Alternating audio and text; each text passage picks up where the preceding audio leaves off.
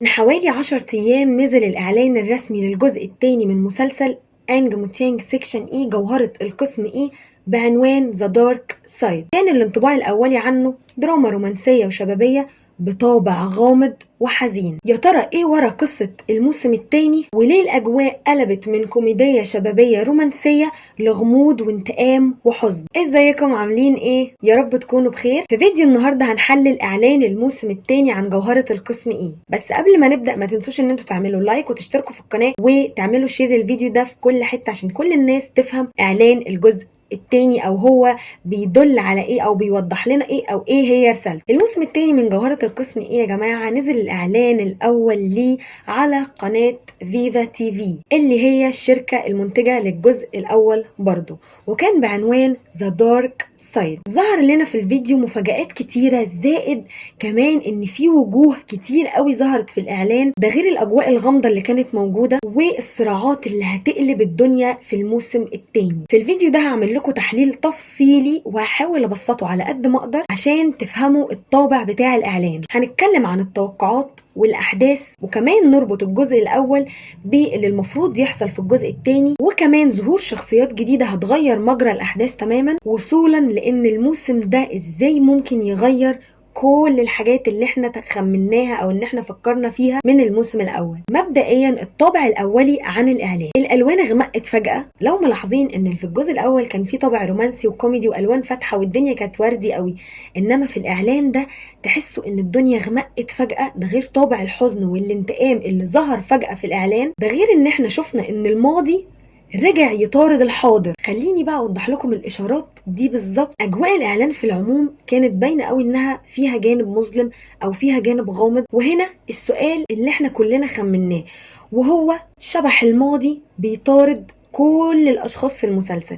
كل شخص في المسلسل كان عنده ماضي رجع يطارده تاني، ودي رسالة واضحة جدا اننا داخلين على احداث قديمة هتظهر من اول وجديد بطريقة مختلفة، وتأثير الذكريات القديمة دي ازاي في الحاضر. توقعات في الإعلان ده إن علاقات الموسم الأول هتتبني فوق صدمات أعمق، وده معناه قرارات أصعب ومتاهات احنا مش هنعرف نخرج منها. لو تفتكروا في نهاية الموسم الأول كان معاه توتر عاطفي كبير وخطوبة مفاجأة وضغط على كل الشخصيات، واحنا كلنا كنا مستنيين ازاي الموضوع ده هيتحل. في الإعلان كشف لنا نبذة بسيطة عن إن في حزن كبير وانتقام هيحصل في الموسم الثاني بسبب الموضوع ده. بعد كده الوجوه الجديدة اللي ظهرت في الإعلان دي مهمة قوي ومحتاجين نركز عليها جدا جدا جدا، لأنها مهمة وأساسية قوي وهتغير حاجات كتير قوي في الدراما. أول شخصية معانا وهي والد كيفر الصارم، ده تقريبا هيفجر كل صراعات العيلة وهيوضح لنا العيلة دي. كمان دور الأم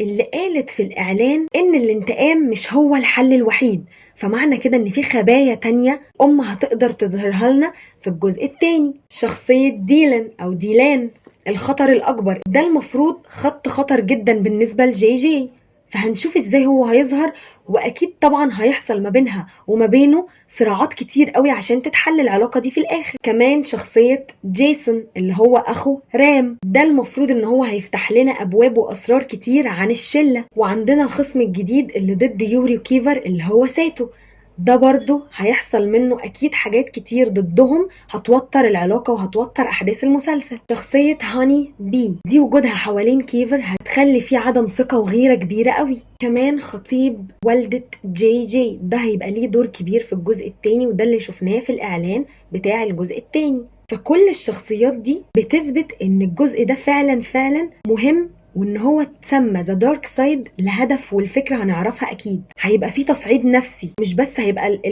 الادوار كلها في اقتصار المدرسه، لا ده هتتوسع وهتبقى بره المدرسه كمان. فالمفروض ان الشخصيات دي بتوضح عيلة واتسون وضغوط العلاقة بتاعتهم أو ضغوطات علاقتهم ببعض، وكمان التهديدات الخارجية اللي هي من ساتو وديلان. فنصيحة مني ليكوا، انتوا داخلين على صدمات نفسية مش طبيعية، فخليكم مركزين قوي قوي في نظرات الشخصيات في الإعلان.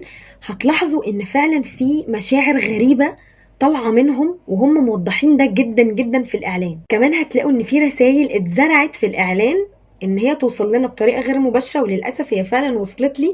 انا حسيت بكميه الرعب والضغط النفسي اللي هيحصل، وازاي علاقتهم هتكمل، والعلاقات كلها حاسه ان هي داخله في بعض والدنيا محتاسه خالص. في نظريات ظهرت من خلال الاعلان. والد كيفر الصارم بيبين لنا قد ايه او ليه كيفر طالع عصبي وخنيق وخلقه ضيق ودايما حاسس ان هو عايز يحمي حد. اما برضو ديلان فهو في نظرية برضو الاعلان اثبتها عنه، وهي ان هو هيمثل تهديدات خطرة جدا على جي جي، وان هو خطر واقعي هيسحب اجواء المدرسة والدراسة والكياتة والحاجات دي لخطر واكشن وغموض. اما بقى بالنسبة لساتو فبرضه ليه نظرية، وهو ان هيغير موازين القوة ما بين كيفر ويوري والشلة، هيلعب على الثلاث اطراف حرفيا. وهنا هنتوقع تحالفات ما بين بعض الاطراف. بالنسبة لي الاعلان كان شامل حاجات كتير قوي قوي قوي قوي، خلاني متحمسه جدا لان انا اشوف الجزء التاني النهارده قبل بكره.